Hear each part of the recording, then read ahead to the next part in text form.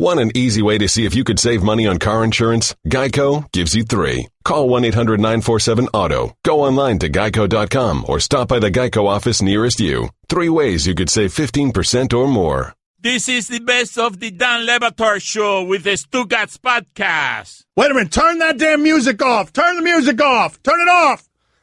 Hold on a second. First take. Stephen A. Smith is on vacation. Domonique Foxworth is in with us. But what did Stephen A. Smith just write on Twitter, Mike Ryan? What did he just write? Hell yes, I'm on vacation. But for this news about Phil, it's worth coming off. See y'all on First Take in 20 minutes. Hashtag buckle the hell up. Oh, no. Hashtag buckle the hell up. Look it up on Twitter. See where it takes you. Buckle the hell up. Look it up. See if anyone else is using that hashtag. When Stephen A. Smith has an opinion on Phil Jackson, he is officially fired.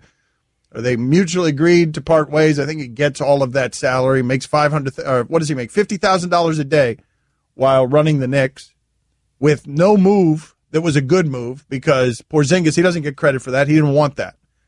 He didn't want to draft Porzingis. He was reluctant. What's the best move on Phil Jackson's resume? Oh, wow. Knicks resume. Threatening to trade Porzingis because it got him fired? Is there anything good on the resume? Phil, he got Steve Kerr to consider being the Knicks head coach. That's it. I mean, he at least considered it. There's nothing good on that resume. That's crazy, given how he arrived there, savior. And, man, this is always an interesting place when franchises arrive in this place where their happiest days are getting rid of the guy they once wanted. They're there with Carmelo. They're there with everybody. Sure. They're there with Derrick Rose. They're there with Joakim Noah. They objected to Phil Jackson being there with Porzingis. Dan, I mean, Knicks fans and fan bases in general will get excited about just about anything, man. Big names, coaching changes, general manager changes, especially when you're a Knicks fan. It's been so bad for so long. I know, Stugotz, but that's what makes people laugh at you because New York has this unearned arrogance. Right. The fan base has this unearned arrogance. True. And you wanted this guy. And now the biggest thing to have happened during his tenure, the happiest day, is him being fired. Right. It eclipses what the previous happiest day was, which is him being hired, and nothing good in between. But understand why we wanted this guy. We thought this guy potentially and eventually would coach the team. We thought this guy would attract guys like Steve Kerr. We thought this guy would attract big-time free agents because they had so much respect for Phil Jackson. We didn't know he was going to treat it as a part-time job. What's wrong with celebrating when you get a chance to celebrate? Do your dance, Dan. Like it's when you hire Phil Jackson, you deserve to be happy and enjoy it. And when you hate him and he gets fired, you deserve to be happy when he gets fired. What does it matter to you where people derive their joy and pleasure? Because it's symbolic and emblematic of how mismanagement works. And it's me deriving pleasure from where it is they're deriving pleasure. Because it's funny.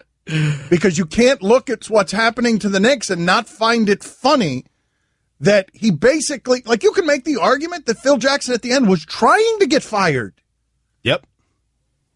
Yes. That's where they are, that you celebrate his arrival the same way you celebrated Melo's arrival, and that where you are now, these years later, is celebrating that he's leaving and that it's his signature accomplishment there was to at the end look like he was trying to get fired so he could get his guaranteed money. Right. If you go back a couple of weeks where both sides, Dolan and Phil Jackson, because things were crazy before then, but then they both agreed to extend Phil out on the option on Phil's contract, and then things really got crazy. Then Porzingis was getting traded, then he's falling asleep during workouts. An extension. Think about what just happened here. They gave him an extension less than a month ago, and then he comes out and like, really?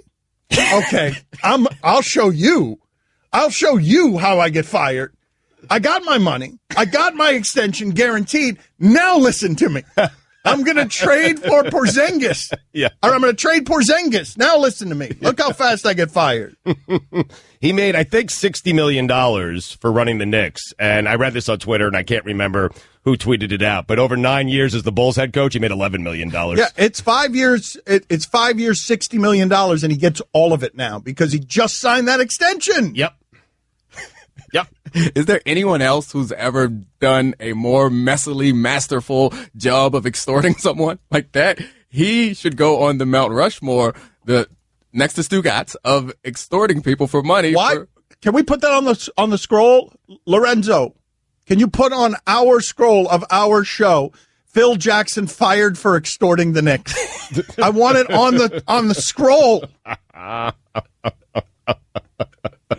Proud of you, Phil. But I mean, what he did was he cashed in all of the respect that he has earned. He sold it, right? So, like, when he first took this job, it was very clear that he wasn't going to be in New York very much. It's hard to do a great job when you're not even going to show up. And they're going to pay you tens of millions of dollars to not even show up. So that was where we first started. And then he went from there to giving Carmelo the no-trade clause, to trying to trade Porzingis, to devaluing Carmelo's trade stock. Like, to me, it sounds like he had built up won these championships, built up all this respect, and he was like, sure, I will give you this respect. I will trade this in for monetary gain, which is kind of despicable. Well, not kind of despicable. Why, as we just stumble around here, is this not a larger story? 11-time champion Phil Jackson purposely getting fired to extort the Knicks for the remaining $24 million on his contract. Why is this not a bigger story? Woj, are you now with ESPN? Woj, not yet? When's Woj with ESPN? There are reports out there that hint at July 1st. I did that well. You didn't do it well. You stumbled in. Nervous wreck. Woj, get on that story for us. This is an extortion. Wait a minute. Seriously. Did Phil Jackson just sign the extension and purposely think to himself, how do I get fired from here? I've got it.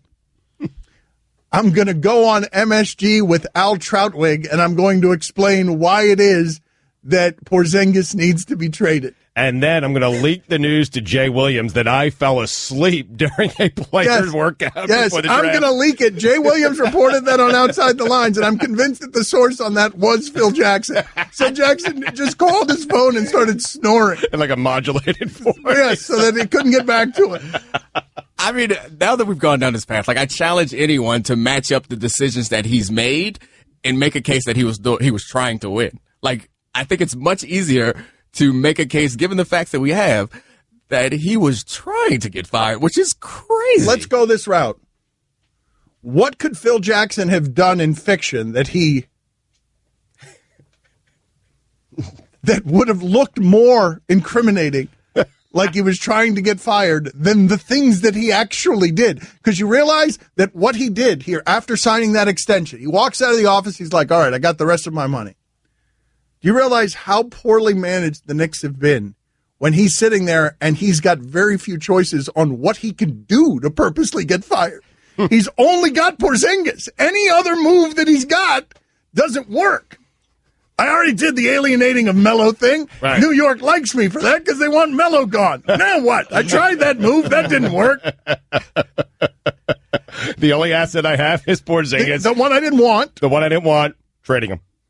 That's it. But how funny is that after 3 years, he looks at his entire roster, and the only thing he could do to purposely get fired is threaten to trade the one piece that he got while he was there that he didn't even want. So even drafting Porzingis was his attempt at getting fired that also backfired. Because if you remember, no one thought that Porzingis should go at that spot. Right. Phil Jackson's like, I know how I'll get him. I'll get one of these long international players that never quite pan out, and everyone thinks it's going to be Dirk, but won't be. Then they'll think I'm crazy for passing up on Justice Winslow. So he's upset when he panned out? And then he's like, damn you, Zingas. 7'3" unicorn.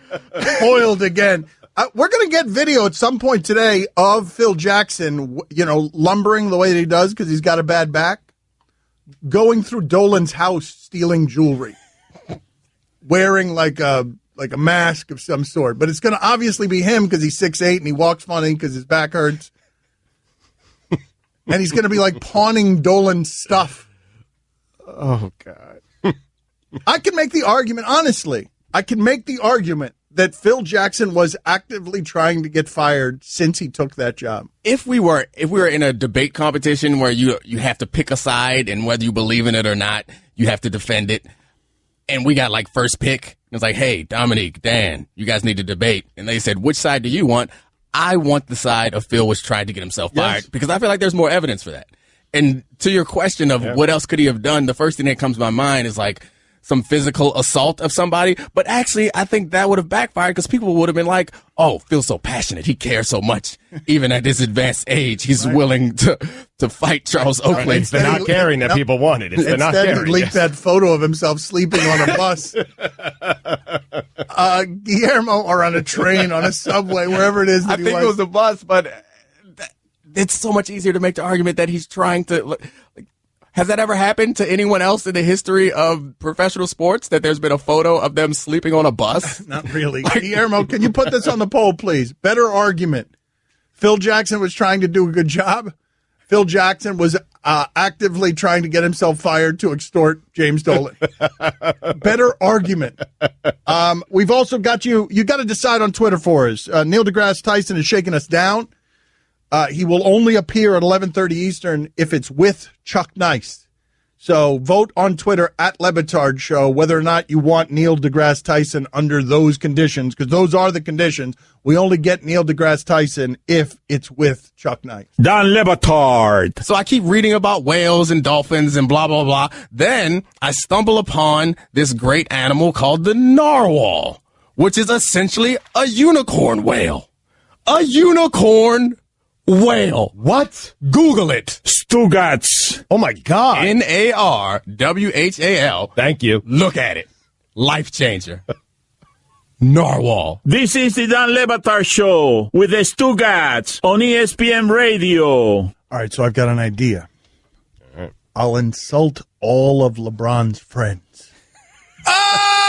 Okay, now granted, age, attrition, health may have played a very significant role in that, because I'm not 71 years of age, so I'm certainly not going to knock him in that regard. But if you can't do the job, then own up, fess up, and part ways amicably, instead of trying to hoodwink all of us into believing that you really want to do a job you're not capable of doing. I'm not finished. Then we got Carmelo Anthony. Have you ever seen more flagrant disrespect towards a superstar than that? I haven't. What about the fact that Derrick Rose went AWOL on this team and Phil Jackson couldn't be found for months? He had a press conference in September, then we didn't hear from him for a few months. We don't even know if the man worked. Scouting situations, he was never around. NBA scouting combine, when guys are there for days, he shows up for 2 hours. He's not showing up to the press to speak and represent this organization. He left the spokesmanship to Carmelo Anthony. Kristaps Porzingis is a baby, wet behind the ears, breath smelling like Similac. And even at the age of 21, he still sat up there and said, Phil Jackson needs to go. It was him that sat up there and mounted the pressure. What are you talking about? So you sit here and say you could have followed babies drinking Similac and crowds and mobs into oblivion? Just because I'm emotional doesn't mean I'm devoid of facts. And that's where the confusion lies. Because I do my homework before I get emotional. Let me explain you something. That's what you need to understand. I want to get John ahead. in here. I'm not worried about your facts. No, I respect your facts. No, I know you can look at a piece of paper and see 1 and 1. What I question is your ability to add it up to 2. I'm worried about your analysis, not your facts. But you do. But you know how to add it with your non-basketball knowing self. You know how to add it up to. You know how to add it up to 2 better than me? Really? Yes. In what world? Yes. The fact is, Phil, are you going to sit up here and make the proclamation that Phil didn't do a bad job? No. Is that what you're saying? No, and see, that's why John's got to get in here. I asked a question. No, that's what you do. You twist it, and they'll follow you. You twist it into see. Did I say? I asked a question. Yes. Am I up here saying Phil didn't do a bad job? That was your question. Yes. I asked you. Did you say that? Are you saying that? No. I don't think Phil was great, but I don't think Phil was somehow the problem with the Knicks. I don't think he drug them into oblivion. We all know Dolan's been the problem. Then what are you sitting here? You're like taking you're busy taking cold because your runny nose. You're not affecting anything that actually makes a difference. As somebody like yourself who works very hard, I am appalled that you are trying to come to the defense of an individual who clearly didn't want to work. That's the point. Such a parachute. He didn't want to work? He didn't want to work? Ramona Shelburne is reporting today that he wanted to work. He wanted the job. He wasn't tanking it. I didn't say he didn't want the job. All the way through Tuesday night. I didn't say he didn't want the job. Let me tell you. I said he did not want to work. And Ramona Shelburne, who does a great, great job for this network, ask car, how many executives, how many scouts, how many coaches, how many players have sat up there and lamented the flagrant level of work ethic that was lacking in Phil Jackson? Are you going to tell me that's something you know? No, what I am going to tell you is this. You asked a question a little bit earlier. How have you ever seen someone have such flagrant disrespect for a superstar as Phil reportedly showed to Carmelo? I have. Reportedly? I have seen it. I am seeing it. I have seen it for the past 10 minutes. It's the disrespect you give to the 11-time champion Phil Jackson. Lord. How many rings do you have? You're a non-basketball no one self. You're up here talking about Turn it off for a second, just because Stugotz is reeling from his Mike and Mike appearance in SportsCenter earlier, and he just wants to be near where the opinions are, and he still doesn't know how the studio works. So there was video that was supposed to show Stugotz kissing the television screen and Stephen A. Smith, but Stugotz was, of course, kissing the wrong television. And I'm not tall enough. If you're just joining us, we're watching First Take. Stay here so bad. That's how bad he wants to win. Get me out of here with this flagrant disrespect for a superstar. The disrespect is you for a guy who's won 11 rings. Here's the thing. I'm not, and you're not going to twist it, sitting here saying Phil Jackson deserves a trophy for being the best GM. But what I am going to say is you have led a mob with pitchforks to get what amounts to mediocrity fired. I don't believe I have. One more thing. But if you're saying that I did, let me pound hey, I'm not mad about it. I don't care. If you sit there saying I led a mob, I disagree with that wholeheartedly. What just happened? But hey, if you want to give me credit in the middle of that, I will gladly take it. There ain't no problem. This way that man needed to go in a hurry. He should have been gone, and I don't give a damn what you say. And the fact of the matter is clear. When you think about Phil Jackson, we are talking about a dude, and we never question his greatness as a coach. A matter of fact, look at me now. Magical. I'm getting paper. Just lightheaded and delighted. Did Will Kane at one point slap himself on the forehead? Yes. As did I when you came in here and did everything wrong for the TV cameras. To find us on a station near you, visit ESPN.com/ESPN Radio and click the station locator tab. Don Le Batard. forget the off-court stuff now, because I already brought that up. That's far more serious, and I appreciate your answers with that. But on the basketball court, on a lighter level, you have put a spotlight on your sons. He put a spotlight on them. If you are just joining us, we are watching First Take. We go back now to live coverage. Stugotz. But Daddy elevating him the way that you do. You cutting checks. Your son's going to have to cash this, Max. Cutting no checks. Y'all the one trying to cash these checks. LeVar, does it ever seem to you like everyone's outraged by a lot of people who Max, get out of the way, Max! Yeah. Max, get out of the way! This is the Dan Le Batard Show with the Stugotz on ESPN Radio. ESPN Radio is presented by Progressive Insurance. The Dan Le Batard Show is brought to you by Pennzoil Synthetics. Come after the facts. I was on this program a year ago. The first time I ever...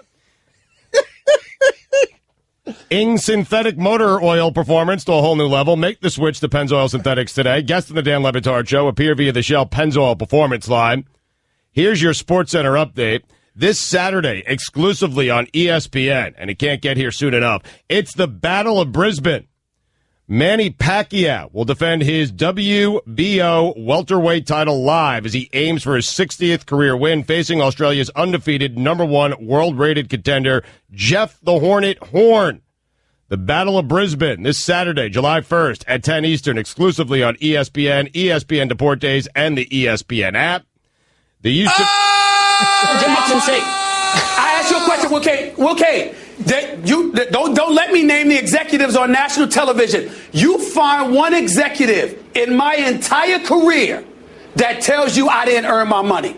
Take your time. I'll give you their names. I didn't say that. And their numbers. God, you're the king of changing what I say to try to win a debate. All I'm trying to say to you is Phil earned his money. You don't change debates on me. Sally. The point is this. You're holding... All right, hold on a second. Just so you guys know, John Sally is also on the television screen. He has not spoken any more words than he would have spoken if he were dead and embalmed. Continue, Stugotz. He said not doing the job. Yes! Didn't. A contribution from John Sally. Poor John Sally. Do you think at all that Stephen A. and Will Kane are at all self-conscious? No. That they are just boxing John Sally out? Once again, if Phil Jackson would have had his way with his guy. Stin Rockets have emerged as increasingly serious threats in the chase for soon-to-be free agent Sally, Chris you Paul. saying with a straight face that you can go from Steve Kerr, who was a player and a champion, and an executive. According to league sources. And finally, a newborn baby was awarded a lifetime of free flights on Spirit Airlines after his mother gave birth while traveling from Fort Lauderdale to Dallas. Christina Penton from Arizona, who was 36 weeks pregnant, went into labor on June 25th, shortly after the Spirit Airlines flight took off. But luckily, there was a pediatrician and a nurse on board who rushed to her help. That's a great advertising strategy right there. If you're Spirit Airlines, what a great way to bring attention to your brand in a way that's really easy. For all the latest headlines and information, tune in to the Sports Center on ESPN Radio all throughout the day. All right, Domonique Foxworth is in with us today, and we are just drained and titillated because First Take, we love breaking in whenever it is Stephen A. is at his most cartoonish, and he's getting very fired up by Will Kane. He was just licking his lips and like sitting up in his chair, like wanting like a rodeo bull that wanted out of the pen because Will Kane was talking. I don't even know what they're arguing about. Like, there is no argument about whether or not Phil Jackson should have been fired. I'm sorry. I cannot get my eyes off of John Sally. I know. He can't do anything. I think Will Kane is saying it's not all of Phil Jackson's fault, and Stephen A. doesn't have time for that. And then he offered up to give Will Kane numbers of executives to call to see if he's ever underperformed on television. Right. I just want to watch this today. You guys shut up. Okay. All right.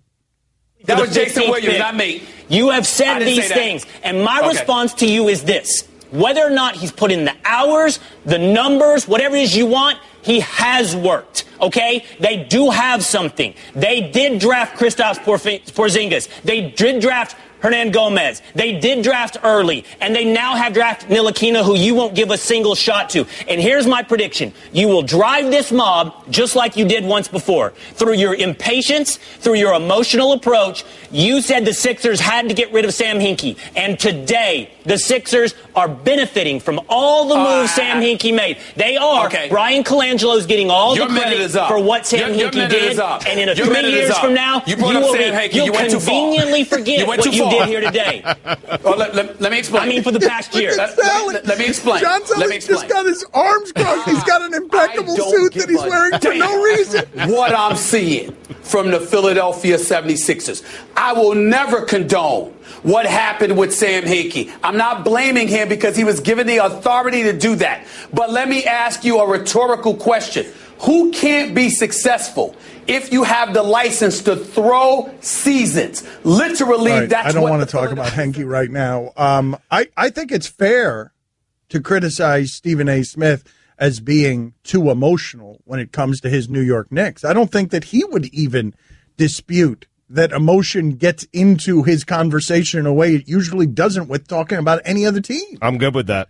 It's fair. You're right. And I'm good with it. I'm good with him being emotional about it. Yeah, so I guess it's fair to be critical of him about being too emotional, but what is the actual criticism? What does his emotion actually create? Because I don't think you would argue that just that he's being emotional is a problem. Well, what I would argue is that in that job, what you're trying to be is objective and fair, and emotional clouds that. Yeah, it doesn't happen. It doesn't happen, and it's not right. So don't use him as an example because it's a can of worms to open right before we go to commercial. Idea that they leave Sally up there the whole time. Yes, is it Jim? Yes, it is.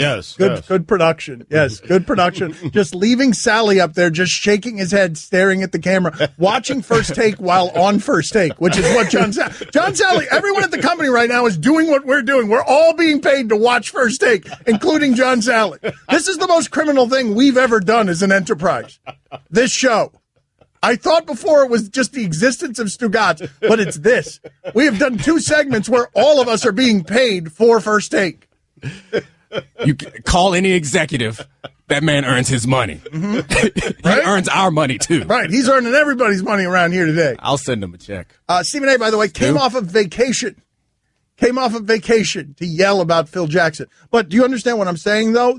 Our job, now this isn't the way Stugotz does it, and maybe it's different for journalists, and Stephen A. Smith's background is in journalism. No, I understand that as a journalist that the goal is objectivity, but I guess I don't think that people view First Take as journalism necessarily. Right. They view it as entertainment. So I think that the emotional value is what makes the emotional part of it is what made him and Skip so great together. But Stephen A. Smith is a reporter and journalist. He is. But he's also the host. He's also the host of First Take. Dan. Yeah, he's not a reporter and journalist all the time. And sometimes he's the host of First Take. And while he's the host of First Take, I want that guy. You just enjoyed all of that guy for the last 30 minutes. And now all of a sudden you want him to sit up there and be like, oh, no, I'm just making the arguments that the making of good television is different than the making of good journalism. Sure. And so when you ask me, is it a problem that he's emotional? It's not a problem for making good television. It is a problem for objectivity and fairness. It is how you lead an angry mob. But I think when you do word association now with Stephen A. Smith, most people, the first thing they would say is First Take. That's his primary job. I understand what you're saying. He's a journalist, but I like when Bob Ryan gets passionate about the Boston teams. I know, but there is an interesting tension at ESPN. ESPN is always trying to do journalism and being a journalism company while being in bed with some of its partners, which is not journalism. Football and basketball, we are partners. We're business partners with these people while also trying to do journalism around these people. And it's a bed made with conflicts. And so Stephen A. Smith is making good television. He always makes good television. But I would argue that how emotional he is about the New York Knicks it forces him to not be objective about the New York Knicks. Oh, so you're on Team Will? Oh no. Very disappointing, man. Not surprising. do you think it has Now to the good stuff. impact, though? Like, you think that his voice has actual impact on building up this mob, actually influences decisions to be made? Because then I would understand how it would be irresponsible. If you think his personal impact actually contributed to getting someone fired. Well, Phil Jackson just signed an extension, and public pressure didn't really become unreasonable until he suggested the Porzingis trade. And so Stephen A. Smith was at the front of that hostile mob. He absolutely was. Now, I don't know whether Dolan caves to public pressure or not. I mean, it works for regular media and politics. Who's to say it doesn't work for sports media? I mean, I'm taking credit today. And nobody's giving it to you. That's a little disappointing. I mean, Stephen A. gets all the glory here, man. You wanted to be the head of the angry mob. You were just a dog yapping around Stephen A.'s Stephen A.'s feet as he rode into the countryside carrying a torch with an army behind him. As excited as I was today to wake up to text, hey, we want you on Mike and Mike, want you on Sports Center. I knew there was nothing that I could say that was going to be pushed all over ESPN today because I knew Stephen A. was coming on right after me and was doing First Take today, and I can't win there. Okay, hurry up with this spot though, because First Take's coming back from break. Okay, but I want you guys to imagine as one of those alien dogs in Men in Black, Stugotz running around Stephen A. Smith, his feet, barking with Stugotz's face. Phil Jackson yelling things about Phil Jackson, and nobody will pay attention to him because Stephen A. Smith is clearly the leader of this angry mob. You want more of the Dan Le Batard Show with the Stugotz? Tune in starting at 10 Eastern on ESPN Radio and ESPNU. Dan Le Batard. People have told me before, when I was younger, that I looked like George Clooney. I'm serious. When I was younger. Stugotz. You have a booger in your right nostril. So does Clooney. This is the Dan Le Batard Show with the Stugotz on ESPN Radio. Texter writes in, morons with capital letters. Domonique Foxworth in with us today. So this is meant for me? Morons! Iguodala is a byproduct of the Warriors system. Put him on another team and he's just a role player. You guys make me sick to my stomach with your stupidity. He wasn't listening, right? I mean, this moron said that. Here's why that's not true. And Iguodala was great. Here's why it is you guys are sleeping on how good this person is. Easy on great. In the finals. All right, you want to go easy on great. I mean, he pales compared to the guys that he's playing with. But I also think that he is not given enough credit for how good he actually is. In the finals, when Iguodala was on the floor, they were plus 60. When he was not on the floor, they were minus 26. That ain't small. Sick to my stomach, morons. Morons! Sick of your stupidity. If he's your fifth best player, you're the most overwhelming basketball team I've ever seen. The Lakers were winning titles when Lamar Odom was their fourth best player, and when they had Shaq and Kobe. It's just interesting to watch what the league has to do here because of how handcuffed they are on how this has all gotten away from them. And now the rules are such that Golden State has a competitive advantage by rule because of how they built it. Is this a blessing, though? Like, that might be a bit of a stretch, but is it not an opportunity for teams to try to do things different? No one's expected, or try to do things differently. No one's expected to win. Everyone has cover for not winning the championship for the next few years. And I understand when you're in a highly competitive situation, everyone kind of sticks close to each other because you don't want to be the one to make the outlandish decision that throws your team off kilter. But right now, you got a safe space. This is the time when you have creative ideas for how to build a team, creative ideas for how to run an offense or a defense, creative ideas on how to run a team or who should coach a team, or how to delegate duties. These are the times when you can actually try it and mess around and win. Yeah, the problem is, though, that they did all the creating. Right. That they've changed all the math in the sport because they've changed the way the entire game is played, where it is they shoot from on a more valuable shot. That's just evidence that the game can change again. The idea that the last innovation is going to be the last innovation is just loser talk and quitter talk. Like, someone else can then innovate on the game. If I knew what it was, I would do it. But you have to experiment to find it. But I like where you're going here. So you're saying because they're so overwhelming, take chances, think differently, think out of the box. Because I do think one of the fascinating things is all these teams trying to catch up with the Golden State Warriors. And you're going to have to get creative to do it. And they're all trying to catch up by doing the same thing. Like, we got to get small. That was the thing that was really confusing to me about the way that the Cavs were building themselves in preparation for the finals, is they were building themselves to try to be able to small ball with the Warriors. To be better at Golden State basketball than Golden State was. Not going to work when you don't have shooters like that. I got it. So you have to find a way to play with the players that you have. Stop trying to make your players into their players. I got it. 5 centers. 5 centers. See, look at the 5 fives. They see, Domonique, look at the kooks you bring out when you start talking like this. Look at what happens. Brook Lopez at the point. Would you watch a game with Brook Lopez at the point? I mean, certainly would. And the Pelicans are, what, they're 2/5 of the way there already. They got Cousins, they got Davis. 3 more, and they are the team to beat. This isn't crazy. Karl Anthony Towns running the point. Boom. Your 2 is Anthony Davis. Think about it. Hassan Whiteside's your small forward. Build a giant team. Yes. Build a physically giant team. Yep.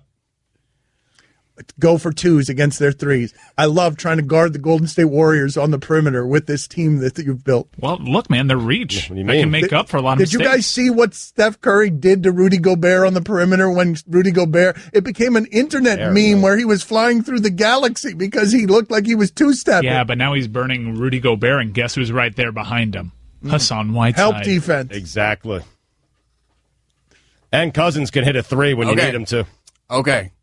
Improv, you can never say no, right? So I'm not going to say no. I'm going to go with this. All right. So the reason why the 3s, the way that the Warriors play is such an advantage is because the percentage, like, it all works out mathematically because it's such a low percentage of scoring in the paint, a 2. Doesn't that percentage go up much higher if you have 5 5s and you have a mismatch?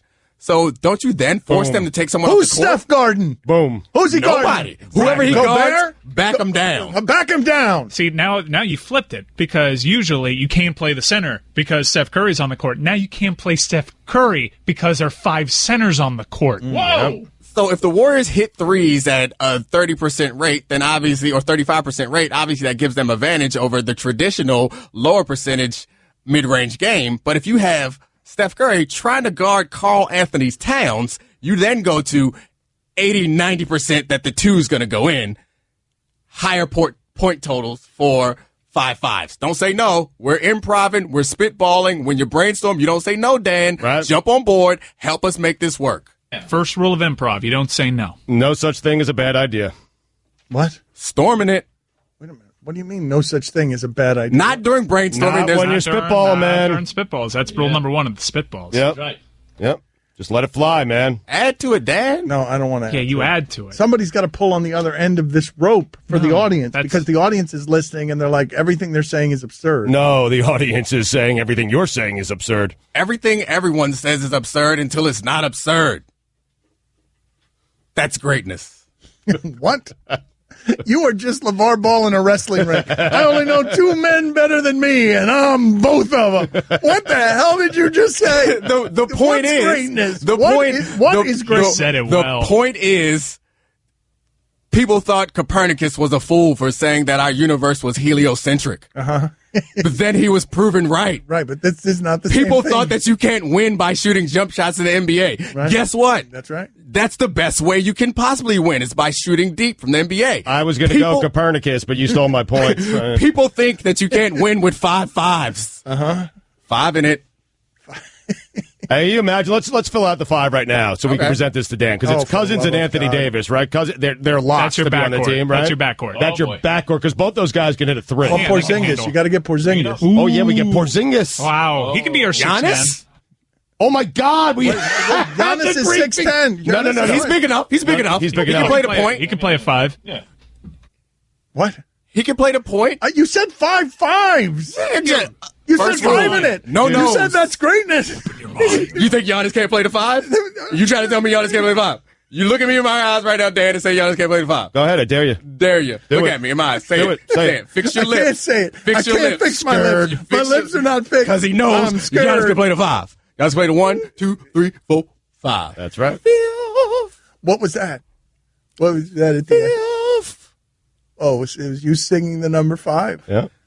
Let's just say 6'10" or higher. Are we good with that? So, Dan. 6'10" or taller. Yeah. I'm good with that. All right, so we just need to create mismatches and force them to take someone off the floor. And you think that if you could shoot 2s at a 90% rate, obviously that's better than the 3-point rate that the Warriors would come up with. You realize you're making up that number of 90%. Okay, so what is it? Okay. So you tell me that we got Karl Anthony Towns in the post, and we got Steph Curry responsible for guarding him. I'm sending Draymond over. Why are we still talking about this? Send Draymond over, then 5. Steph's going to go have to guard Cousins. Steve Kerr's going to have Towns to... just kicks it to the Greek freak. That's it. It's You're over. going to have your team's got a big turnover problem. You're going to have trouble getting the ball over half court. No, you don't. They're all 6'10". Just throw it high. You stand in one line from the inbound line to under the basket. Right. You just throw it high, straight down the court. Strategy. You catch it. You have fixed right the NBA. You have solved the Warriors. There it is. Oh, man. We wouldn't have iPhones if everyone thought like you, Dan. Kerr's going to be taking out Curry for Zaza. Yep. Boom. Still be sending telegrams because of you, Dan. Gramming it. Dan Le Batard. Did you love The Joker's Wild? 61% of the audience said no. Oh, you damn young people soaring with so much ignorance. Stugotz. You don't even know what we're talking about. The Joker's Wild is the truth, man. Stay woke. This is the Dan Le Batard Show with the Stugotz on ESPN Radio. I can't tell you how happy it makes me that the Ball family is too hot for Vince McMahon and wrestling. I can't tell you. We'll get back to that in a second. But Neil deGrasse Tyson, Stephen Colbert calls him his favorite guest. Neil deGrasse Tyson says of Colbert that Colbert is the most scientifically literate person he's ever met in celebrity. Playing with Science, the new podcast from Star Talk, premieres tonight, 7 p.m. Go to startalkradio.net for more information. Neil deGrasse Tyson with us now on ESPN Radio. Thank you, sir, for making the time for us. Give us something from the movies that you've seen, a popular science movie or a popular space movie where you've been like, that's ridiculous. That could never happen like that. But you're someone who knows that. We're not someone who knows that. No, see, the thing is, I cut him slack. I mean, as long as the interior logic is consistent, then I'll cut him some slack. I tweeted recently about the recent Guardians of the Galaxy, where I said, I was about to complain that you can hear sounds in space in the movie, because, of course, there's no air, so you're not hearing anything. But then I had already accepted a talking, walking raccoon with shoulder-mounted artillery. I'd accepted that. You'd suspended disbelief on the raccoon. Yeah, okay, that seems pretty dumb for a smart dude. So I thought, I'm good with the raccoon. Let me just let all the other stuff flow. So, yeah. I don't mind getting lost in a movie, but just be intelligent about where you're going to take me. And if you want to abuse a law of physics, do it because you really thought about it and that you really needed to, not because you were just ignorant and had flunked your physics class when you were in college. But what's the one you don't give any slack to? Like the dumbest space movie of all time? No. So see, if it's completely dumb, I don't even. So here's what I do. I care about movies that try to get everything right, but then happen to get a couple of things wrong, and then I say, hey, that's kind of cool. They got that wrong.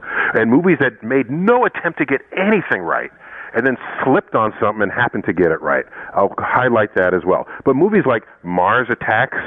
I don't know if you remember that movie. Yes, that was like completely Jim campy, Brown. crazy. What? I'm not going to pass judgment How on that. dare you? Yeah, okay. Back off, blasphemer. I was about to get... judgment. Okay, He's no, good. that's fine. Mars Attack was, it was wonderful. What are you talking That was like completely campy. And take Star Wars. There's no accurate science in Star Wars, so I'll find the one thing they did right back in the first episode, I guess episode 4 numerically.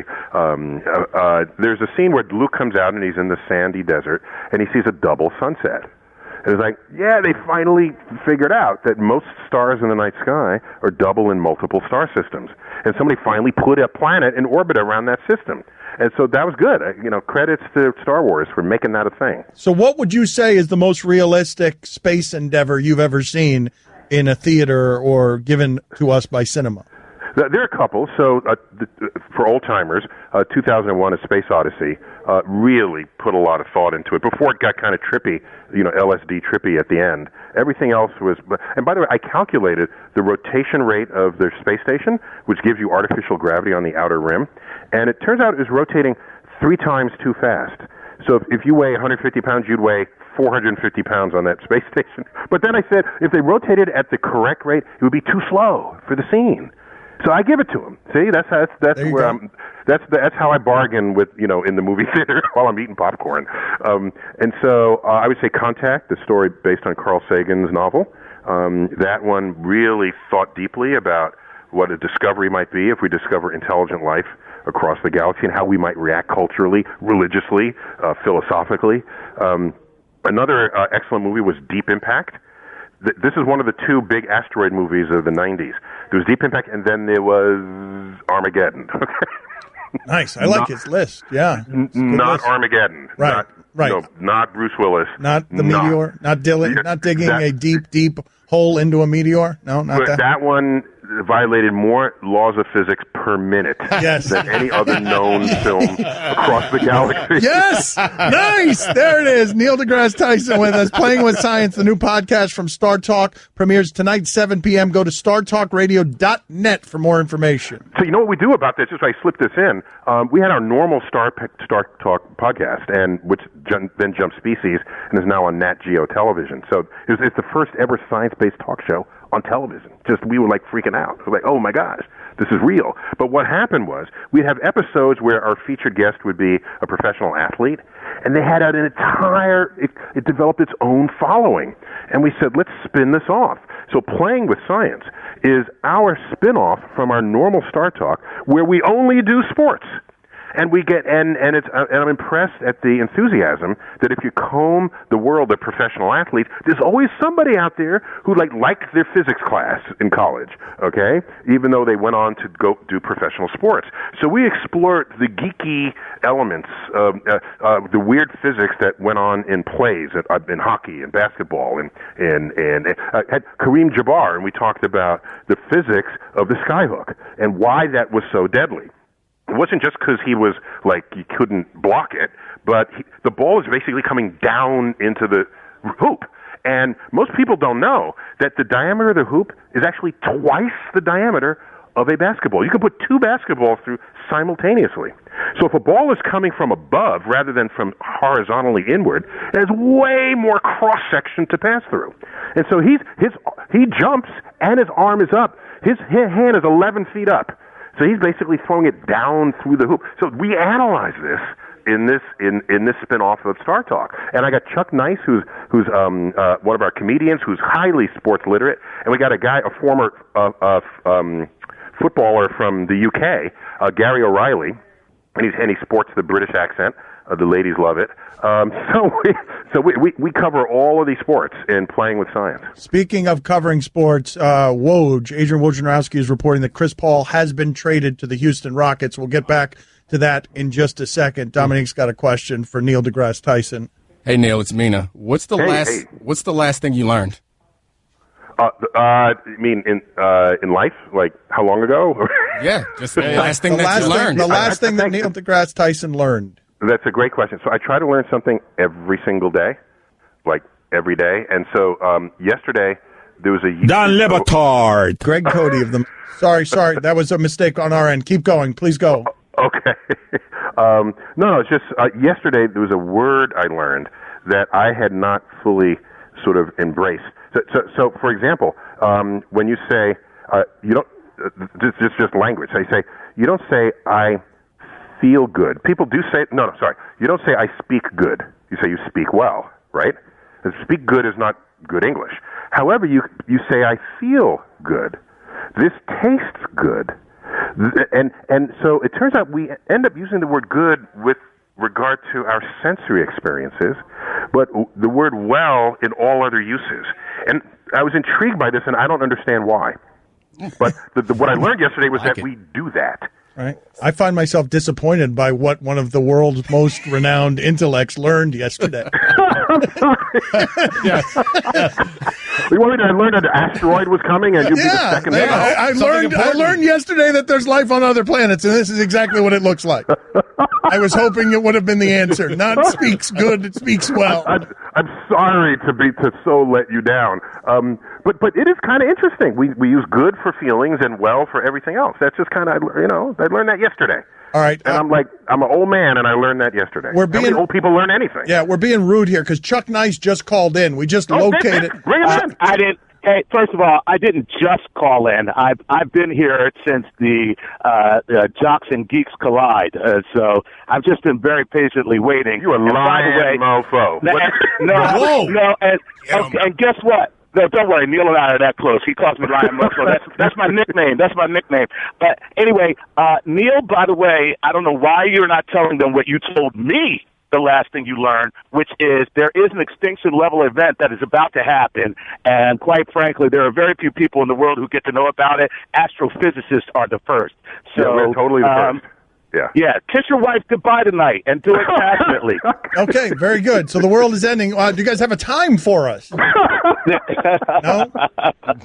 You know, it's funny. There was a Bud Light commercial where they showed astronomers in an observatory dome, and they're looking through the telescope, and they see this asteroid hurtling towards Earth. And they say, "Ladies and gentlemen, life is about to end." And they reach in the refrigerator and they pull out Bud Light. And then it turned out that it was just a tiny little thing, like a meteoroid that just bounced off the lens and landed on the ground. They say, "We're saved!" And then they went back to the Bud Light. And I'm thinking, if I knew the world was going to end, I'm not reaching for Bud Light. I mean, what are you it's reaching a fine for? Product. What are you reaching for? What are you reaching for? Go ahead, Chuck. What are you reaching for? Oh, God, the nearest female, whether it's my wife or not. All right. Yeah. All right. How about you? Look at Neil. What about Neil? Are you the lecherous scientist, Neil? What's the last thing you're grabbing for? Let's go. Okay, you're right. So it's all about satisfying one or more of your five senses in those last moments. And so there's a bottle of wine I'm saving for just this occasion. Okay. All right. Very good. What kind? Give us some information. Sorry. So it's a Burgundy wine, and it's from the Vosne Romanée section, and it's it's like a stupidly priced bottle of wine from Domaine de Domonique. All of Neil's wine is stupidly priced bottles of wine, okay? Just know that. All right. He's just jealous because I don't open them with you. That's why. Playing with Science, the new podcast from Star Talk, premieres tonight, 7 p.m. Go to startalkradio.net for more information. I'm reaching for Mel's mock draft 5.0. Yes, Mel's mock draft is the last thing that Stugotz is reaching for. Guys, thank you so much for being on with us. Chuck, my apologies. You did call in late. We weren't keeping you to the side there on purpose. You called in late. Well, first of all, two things. One, I couldn't help it. I'm black. Two, no, I'm joking. I'm joking. But no, okay. I'm actually at NBC right now, and I'm in the middle of a recording session that I stopped to call in because that really is how excited we are about playing with science. I just wanted to be on the line and tell everybody what a fantastic show this is. It's a lot of fun, and it's if you love sports and you love science, or you love just sports or just science, this actually covers all bases. It's just a great amount of fun, and you learn something before it's all over. Thank you, That's guys. the goal. You come for the sports and you stay for the science. Thank you. Yeah. We appreciate your time. Thank you for sharing the time with us. All right. Thanks for your interest. All right. Take care. Mike, what do you got for us on Chris Paul? All right, from Adrian Wojnarowski. After Chris Paul informed the Clippers he'd sign with Houston in free agency, the teams have agreed to a deal sending Patrick Beverley, Sam Decker, Williams, I don't know who that is, and a 2018 FRP for Paul. Wow, they got him for nothing. Don Batard. How much does the watch cost, Ludacris? How much? I don't know. I got it for free. That's a good question. Stugotz. That's an I'll have indelicate to check question, it out. right? You don't ask a woman what she weighs, and you don't ask a hip-hop star what his jewelry's worth, do you? That's why he let me ask this question. You really don't. This is the Don Batard Show with the Stugotz on ESPN Radio. So a couple of things here. Domonique Foxworth in with us today. Salute to Melo. He outlasted Phil Jackson. Those things are not easy to do. He finally won something. Yes, he won something. He defeated Phil Jackson. Usually you cannot beat the authority figure who's trying to trade you unless you have the rare no trade clause. He outlasted Phil Jackson. Unless the authority figure is just trying to get fired. Right. Extorting the organization. And now Chris Paul is being reported, Adrian Wojnarowski and others. Chris Paul has been traded to the Houston Rockets. The Houston Rockets are going all in. This is interesting for a lot of different reasons. It's Lou Williams was the Williams that Mike Ryan was talking about. Decker, Patrick Beverley, and you've got a future draft pick. 2018 first-round pick. For Chris Paul, for a year of Chris Paul. So the Clipper thing is over. A lot of things happening here all at once. The Clipper thing is done. Right.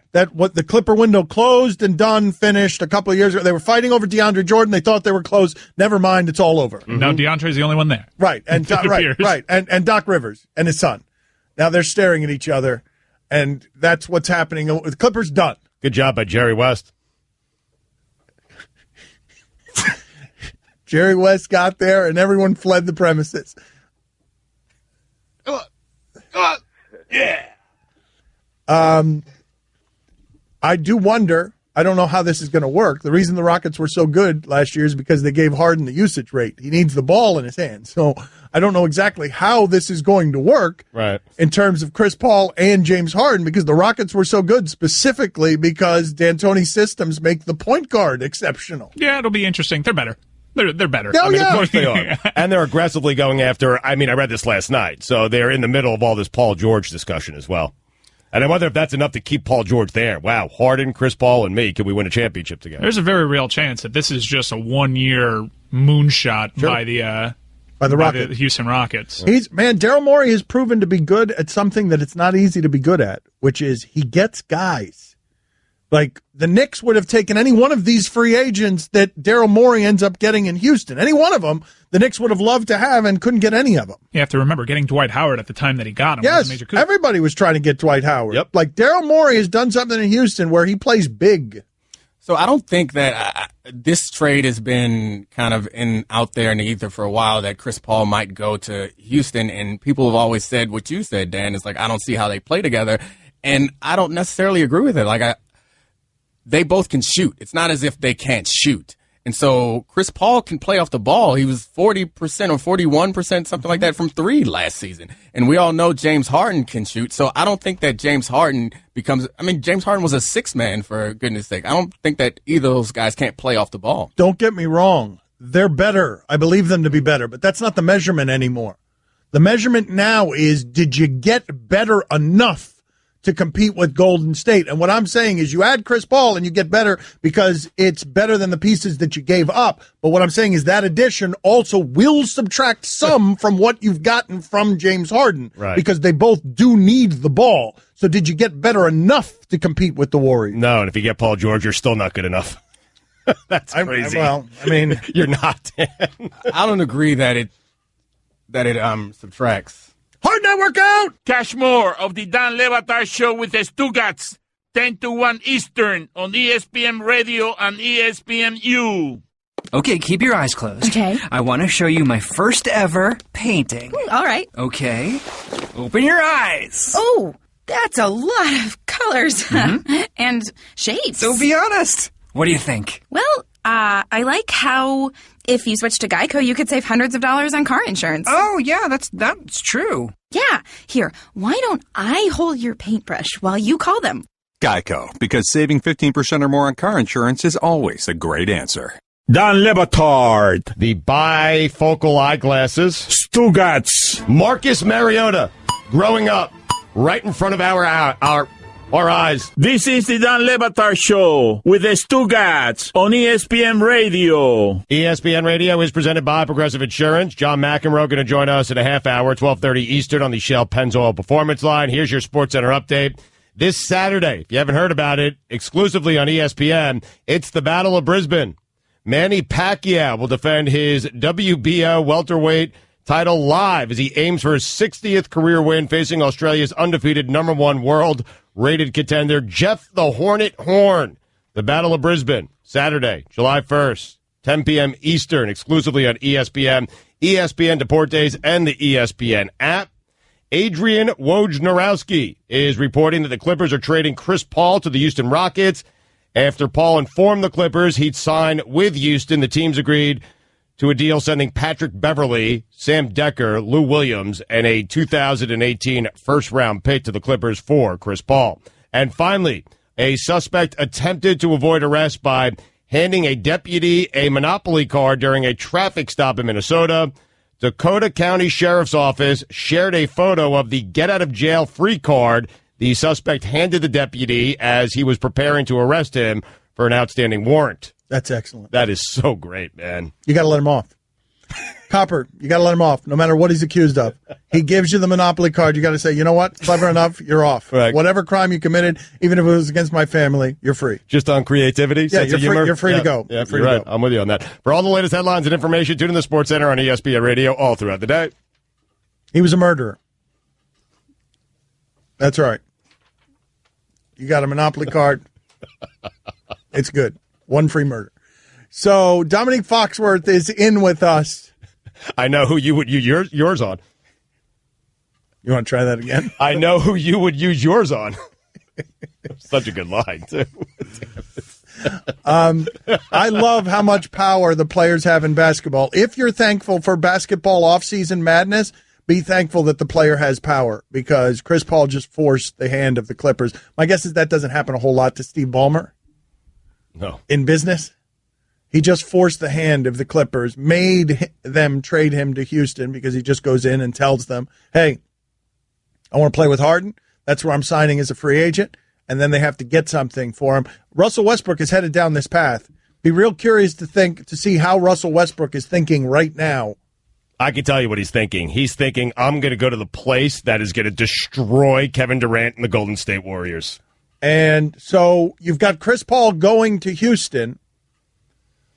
Houston is arming itself. Houston wants to go play against Golden State. And D'Antoni, what D'Antoni's gift is making even pedestrian point guards great. And now he's got a great point guard. I just don't know. When I say I don't know, Dominic, you got cut off by the clock in the last segment. When I say I don't know how much better it makes them, it's because I don't know how much better it makes them. I think it makes them better, but I just don't know how to measure how much better. They had 55 wins last year. Yeah. Mm-hmm. I mean, Maybe I was creating a straw man, but it felt like I've been hearing a lot of people say that doesn't match up, that lineup doesn't match up. And those guys are versatile. It's not as if my point is that Harden can shoot and he can play off of the ball. And Chris Paul can shoot and also play off of the ball. So, I mean, I think it works. I think either of them can run the point in that situation. So I think one of the major criticisms or drawbacks to that usage rate for Harden is he was exhausted. Mm-hmm. He barely played. Well, I've got to defer to the knowledge of Chris Paul. He badly wanted to play with James Harden, and I'm going to defer to Chris Paul's basketball knowledge on that one. He had his choice of places. Sure. He could have San Antonio. He could have forced their hand to be traded anywhere. Correct. And he chose Houston. But one of the things I love, what is the modern analogy I can make for Charlie Brown always kicking the ball. Lucy puts the ball down, and Charlie Brown always gets fooled by it. What is the modern equivalent? Phil on Modern Family, he always falls on the same step that never gets fixed.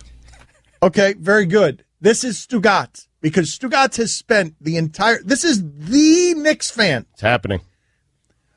People are moving all over the place, and Knicks fan, with all this unearned arrogance, wants to get in there and be like, basketball mecca, we're the ones who get the free agents. And so Stugotz has spent the entire break talking about 2018, the Knicks are getting everybody. Yep. LeBron, Chris Paul, Carmelo Anthony, Dwayne Wade, the Banana Boat team is going to be in New York. And I just love that for 15 damn years doing this with Stugotz, he always goes after the Charlie Brown kick. He always goes after the Modern Family step. But this time it's happening. Right, of course. The stars are aligned. Uh-huh. All these guys have 1 year left on their deals. All four of them. Wade's probably going to be out of Chicago any day now, and then all four can choose where they want to go. And I believe they're going to choose to go to New York because LeBron James loves Carmelo Anthony. That is his best friend, and Carmelo wants to be close to his kid, and his kid's in New York, and LeBron loves the idea in the final chapter playing with his best friends and taking that organization back to prominence. This is what I love. This is what I love about everything that's happened and here. Popovich is going to coach him. Because Stugotz is the caricature cartoon of the gas bag sports fan. He is now enthused about a possibility that isn't going to happen, that he always gets excited about, but not merely that. A possibility that involves all players that he has crushed over the last 4 years, just crushed, called Chris Paul a fraud, doesn't want Carmelo Anthony on the Knicks, hates the way LeBron James does business, says Dwayne Wade is awful, and now he wants all of them. Like, this is so Stugotz in every way. Just get me all of them. Keep in mind, Stugotz wanted a 50-year-old Scottie Pippen for the Knicks because he just loves having the names. He wants just names. Just give me names. If I told you right now Michael Jordan was coming out of retirement at 60. Yeah. Stugotz would want him on the Knicks. Right. Yeah. No, you're right about that. You have crushed all of these guys. Well, Chris Paul deserves it. I mean, what the Rockets just signed up for is never making it to the Western Conference Finals. All of these guys you've crushed, and now you want all of them. If they're going to meet up with Golden State, it'll be in the Western Conference semifinals. You are the best, and when I say the best, I mean the very worst and most evil. But this is happening. The worst. But this time, it's for real. Worst. And when Pop comes back, I take Tim Duncan if he wants to go. You're going to get them all. Well, you only need him for 8 minutes a night. You're going to get them all. And then at the end, what's going to happen? Hernan Gomez can't even decide which kind of Latin he wants to be.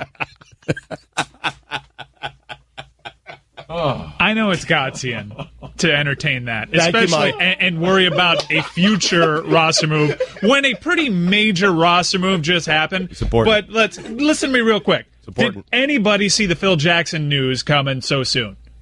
Now the guy that LeBron had a public beef with is gone. Yeah. Melo is still there in New York. All of a sudden, Chris Paul is opting in just to hang around Houston for 1 year. Shock trade. All these moves seem orchestrated. Yep. Believe. Connect the dots. What do you think they're discussing when they go on these summer vacations? What do you think? What do you think four best friends are discussing when they go on vacation? How to help your team. I think that's on the banana boat. That's how do we make Stugotz's life better? Can you at least give me this because you know LeBron? You guys never get anybody. Just listen. You always say basketball mecca. We're going to get everybody, and then you get one healthy Derrick Rose knee. It doesn't matter though. Dave Gilbert wrote a borderline racist letter, and he got LeBron back. These guys go wherever they want. Can you hear me out for a second? Wasn't it weird that LeBron signed a 2-year deal? Wasn't it weird? Dan, help me out for a second. And yes, weird, but he's also calculated, and this has been prearranged. This was all discussed. Dan, you know LeBron. He was down here for 4 years. We've interviewed him many times. Can you at least see this? Can you give me this? That LeBron would love to spend the final whatever amount of years he has left in the league with his three best friends. And if he could put that together, he would absolutely put something like that together. I won't give you that. Oh, come on. You have to admit that it's possible. Come on, I will admit that it's possible. I just love that it's possible with any team, and Stugotz has it happening on his team. No, that's the only team it's possible. It's not possible with any team. Yeah. It's not possible with any team. You think that they're going to do this in OKC? Like, there are some cities that those guys, it's not a coincidence that they chose to join up in Miami when they chose to join up in Miami. There are only a few places where they would be willing to go. It's got to be a team that's not very good right now. So Knicks or Lakers, and I believe it's going to be the Knicks. That's it. That's it. 50-50. Now, there's no guarantee it's the Knicks, but the Banana Boat boys, they've given themselves a flexibility to choose the team best positioned. And Porzingis only has a $7 million qualifying offer. You need to pair up with a great young talent. So they can all opt out and decide where exactly that's going to be. But it wasn't going to be where Phil Jackson was. Phase 1 and 2 happened just like that. Just like that. And shame on Mike and Mike for laughing at my boy for throwing out that theory this morning. He was well ahead of the game. They were laughing at Well ahead of the game. They were laughing We're going to air that sound a year from now so often and laugh in their faces. Oh, so you've got it happening now. You're with Stugotz on this. This is going to happen. I'm saying now. New York now has the best chance out of any of them because it got Porzingis cheap and Phil Jackson's gone. It's guaranteed. It's already done. First they ignore. I'm a believer. Then they laugh. Yep. Then you win, Stu. Already That's done. not the quote. You just botched the entire quote. A good friend of mine I used to play with, Fabian Washington. He's a cornerback also, and he's from Florida, has a very thick accent, and sometimes we wouldn't really understand what he would say. And he would say all the time, if you can correct me, you know what I mean. So, Dan, if you can correct me, you know what I mean. Stop wasting time, show killer. But what about the audience, Domonique? It's not about just me understanding what it is that you're saying. We're talking to millions of people. What about them? You got a point there. But I bet Chris liked it. Bat mitzvahs are expensive. Time for some ads. I mean, 4 people got that. 4 people. 4. Still making the Chris at dinner joke. Don Le Batard. You want to make something smart really dumb? I give you Stugotz. Stugotz. You love sandwiches, huh? This is the Don Le Batard Show with the Stugotz on ESPN Radio. John McEnroe going to join us in 15 minutes. That seemed like a great idea 24 hours ago. Now, less so. How happy is that guy today? Things are happening very fast. Bill Simmons has told the Banana Boat reunion to rest in peace. Yep, that's reckless. Reckless. You might listen. You wrote the book on basketball, and you might want to do a little research before you send that out because from where I'm sitting, it's never been more likely to happen. Okay, they're all on 1-year deals, man. Yeah, this has been cooked up and it's been talked about for years. I mean, LeBron already sent out a tweet. My brother off to a new journey. Best of luck at CP3. H-Town, you all got a great one coming to your city. Hashtag brotherhood. And you know what the hashtag brotherhood means. It means enjoy for a single year. Yep. Stephen A. Smith is reporting that Carmelo Anthony, if he gets a buyout, will head to Houston to join CP3 and James Harden. Well, one of the things that I read this morning was one of the reasons James Dolan got rid of Phil Jackson is he wanted nothing to do with buying out Carmelo Anthony. Wanted nothing to do with that. Like, would not offer it to him, didn't want it, was upset that Phil was about to do it. So, but who knows? I mean, that would have been a smart move, and he, as we know, was trying to get himself fired. So, of course, he would not agree to a smart move. Why are you guys ignoring? Because you guys, what's happening right now is, and this is always funny when this happens, right? Free agency is madness. It's everybody in the media runs into each other, clucking and screaming, just colliding, pinballing. Many of us don't know salary cap permutation. So it feels like you guys are ignoring that the Knicks have a lot of money tied up in Courtney Lee and Joakim Noah the next couple of years after 2018. You guys are ignoring that. You've got all of these guys going on discounts to New York, right? Just to be clear. That's the buyout, Joakim Noah. That's the buyout. You staple that bad contract to a more advantageous one to acquire. Correct. Courtney Lee's not going to be tough to get traded. I mean, the guy's been traded 98 times. Yep. Hashtag brotherhood. That's it. Say hashtag moneyhood. Hashtag brotherhood. Yep. They'll put that stuff aside. They'll figure it out. You know who gets paid? I figured it out already. So Carmelo will continue to get paid. Wait, I love these. And Chris Paul will continue to get. Wade doesn't need any more money. Well, let's backtrack. Hold on. Let's just get out of the way. He's done. Because I love when Stugotz figures these things out. Right. So let's just back off and let Stugotz have the floor with how it is that this gets. We got to get out of your way because we're going to play this tape a year from now when you're proven right. Thank you. Because Porzingis, they have him on the cheap for the next 2 years. So he's already fine. He's there. We're good there, okay? Dwayne Wade doesn't care at this point, okay? He's going to get a buyout, and he'll make whatever money he makes this year for doing nothing like he's done the last few years. And then he'll come to the Knicks, and he'll be arrested Dwayne Wade, and he'll be good, and he'll play for like $4, $5, $6 million a year, something like that. What is Wade worth in the open market? And he'll average 50 points a game, too. Doesn't need to on this team. Because he's rested. Right, doesn't need to. Porzingis but he on could, the scores. if ever asked to, he could. This monster Knicks team. This isn't exactly amazing. Getting out of my way. Oh, I'm sorry. My fault. My bad. You're right. My fault. So we have Porzingis, we have Wade on the cheap, and LeBron, he's fine because he signed a $1 billion shoe deal, and he knows, listen, you know what? At the end of my career, I just want to play with my best friends and try to win the two guys who haven't been able to win championships on their own because they're not good enough. I'm going to try to win them championships. So I'll take less money. Carmelo, Paul, you take all the money. We're good. I'm going to win my best friends' titles before it's all said and done. That's it. That's how it works. LeBron, $5 to $7 million a year. Wade, $5 million a year. Chris Paul, tons of money.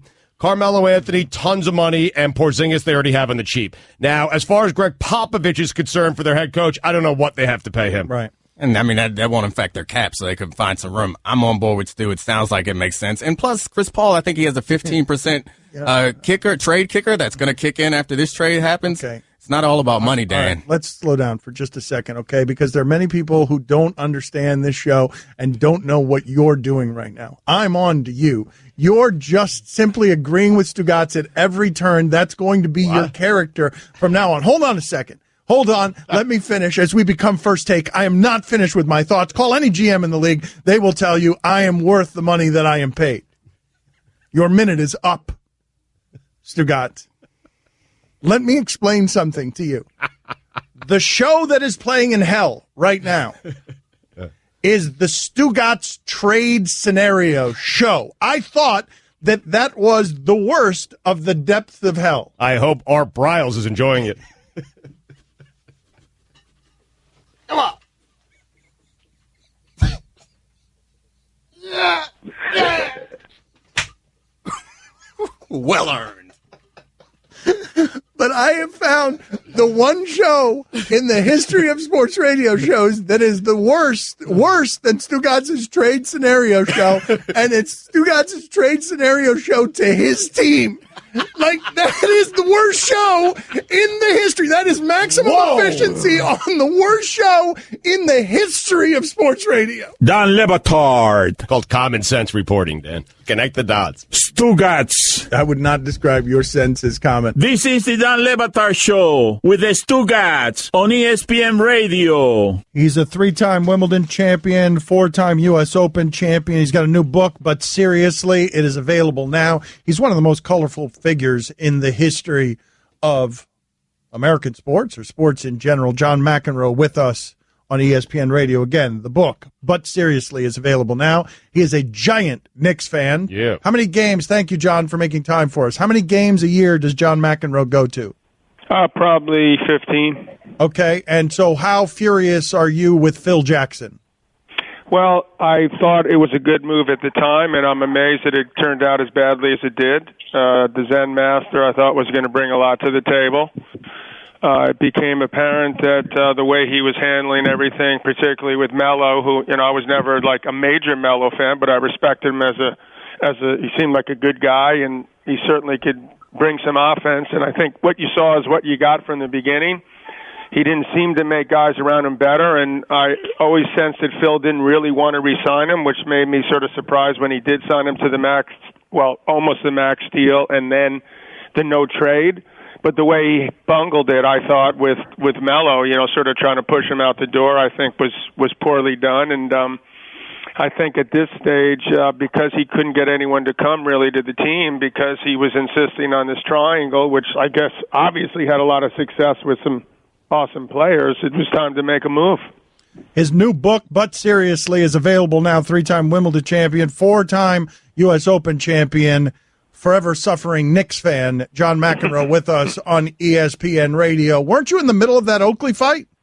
Well, I don't know if I was in the middle of it, but I was sitting right in front of Charles, and he had said hello to me, and I had forgotten that there was apparently some ill will between the owner and Charles, but it was an unfortunate chain of events, clearly.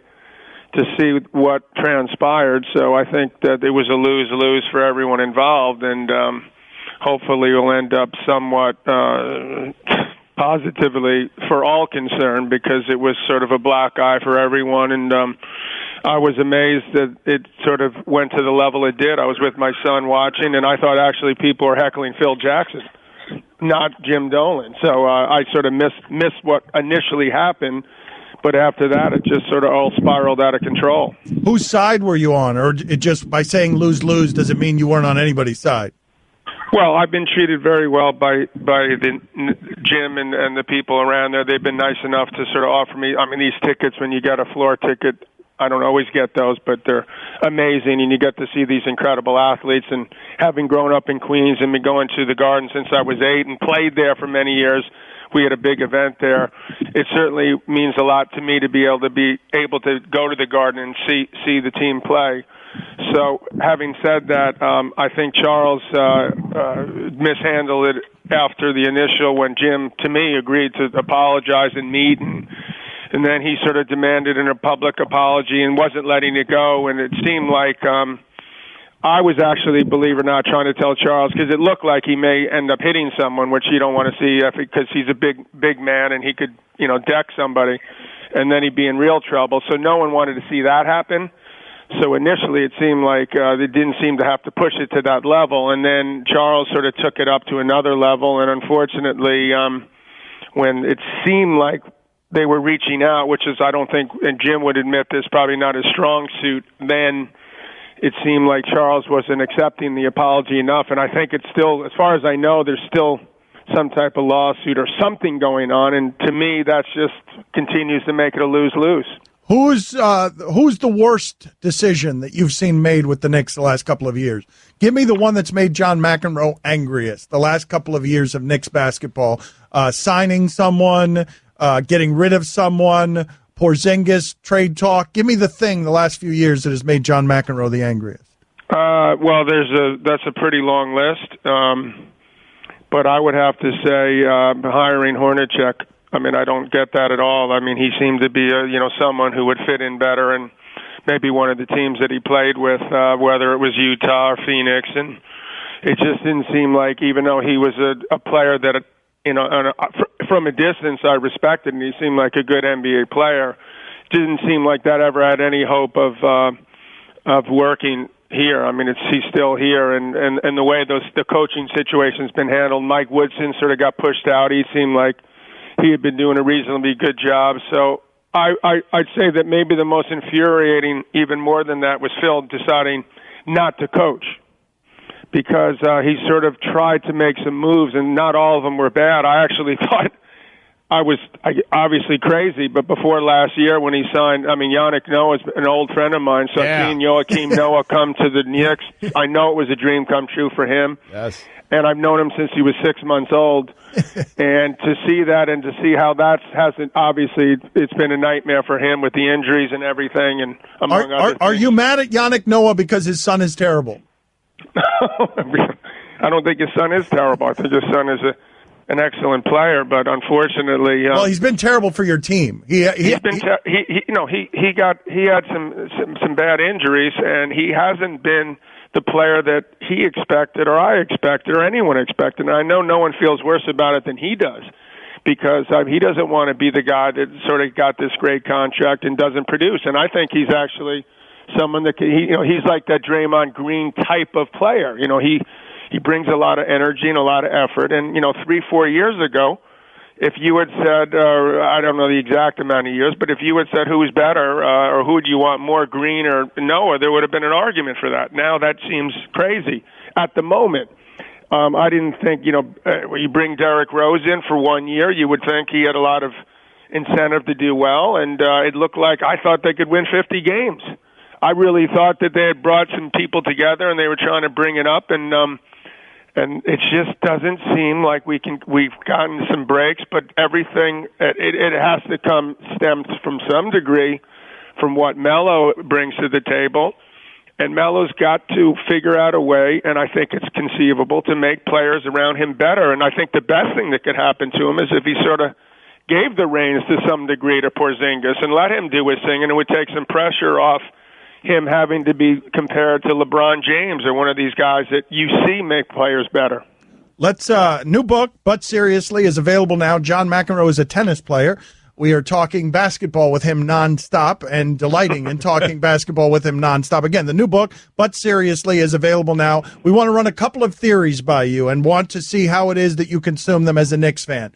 If I were trying to make the argument that Phil Jackson did a good job the last 3 years, or that Phil Jackson was actively trying to do stuff to get fired, which would be the better argument to take in a debate? I would say that he was trying to do some stuff because he picked up Noah, who was a former Defensive Player of the Year. Derrick Rose is a former MVP. Okay, but you'd be wrong. I'd have the better argument. Well, Courtney Lee supposedly could play. I'd have the better argument. McEnroe, I'd have the better argument. Yes or no? I mean, you'd have the better argument? Yes, because he alienates Carmelo Anthony, his best player, on purpose. He goes out and says they're going to trade Porzingis. He calls LeBron's guys posse. He didn't initially do that. He did not initially. McEnroe. He was trying to get fired, and he extorted. Okay? He extorted the Knicks. He extorted the Knicks. I think he's given his money back, or he's donated it to the sponsorship of the Dan Batard show. That's what he should do. Yes, McEnroe. You're delusional and emotional because you're a Knicks fan. Phil Jackson. I'm a little delusional, yeah. But John, think about this. After he opted in and got all the money, then it got really crazy. Where he's falling asleep at he's falling asleep in workouts. He's talking about trading Porzingis. How mad were you when the news came across your screen that he was trying to trade Porzingis on you? I was visibly frustrated and upset. I'm not going to deny that. Where there's some concern about Porzingis as far as his health and being able to withstand the rigors of the NBA. I mean, he is a big guy, and I heard from people that I deeply respect that run incredible organizations that I was fortunate enough to talk with who run things in the NBA.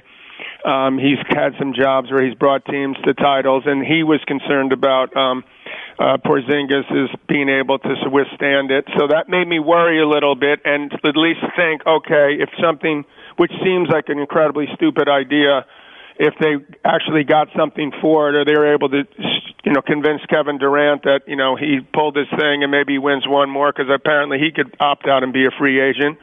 It used to be that people wanted to come to New York. I mean, I never thought in my wildest dreams that LeBron James would go back to Cleveland. I did. I give him a lot of credit for that, and I thought the thing he wrote that he wrote up when he re-signed with Cleveland was amazing. I was doing some ESPN radio at the time, doing the local show here for a week, and I couldn't believe he did that. But now it seems like, I guess, for a lot of these NBA players, that doesn't seem to matter whether they're in Minneapolis or New York. I'm not so sure that's true, though. New York is. I'm biased, and I think you're down in Miami, if I'm not mistaken. Yes, which is turning into a great city. When I played the junior tennis events in the '70s, the place was a ghost town. Yeah, it was. Hold on a second. If I may interrupt you, hold on just a second, if I may. The new book, But Seriously, is available now. John McEnroe with us on ESPN Radio. Mike, is there anything I should be asking John McEnroe about that I'm forgetting? Anything in the news? Anything that hasn't come up in the conversation? No, nothing. Nothing. Okay, then let me do this if I can with you, John, if you don't mind. And I know you're not a piano bar, but I would love. John McEnroe was famous for his on-court rants. I don't know if you can summon this without actual rage, but can I get something from John McEnroe that would sound like you on the court ranting against everything the Knicks have done to you the last 3 or 4 years? Like, you got to be bleeping kidding me without the curse words. Can I get 30 seconds of John McEnroe on the court mad at the Knicks, just venting at the Knicks? All right. I'm going to do my best. My voice is a lot lower than it used to be. I can't hit the notes of, when I used to say, "You cannot be serious for putting me through this the last 5 years.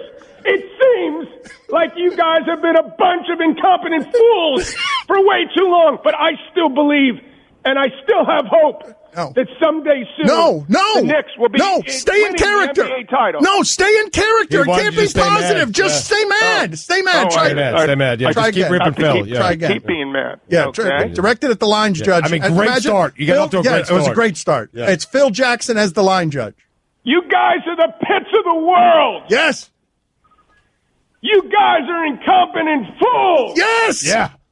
How could you do this to us? Yes! Yes! Is that good? Glory be to McEnroe! Thank you, I'm sir. getting a little tired, you know. It's you know, normally they pay me a little extra on the senior store for that, but I did that for you, Dan. Just cause, that was very nice. It's been a busy couple of days for you, John, with all the Knicks stuff going on. Yeah. Yeah, exactly. Oh, I remembered the question I needed to ask McEnroe. I remembered. What did you think of the Knicks' first-round pick?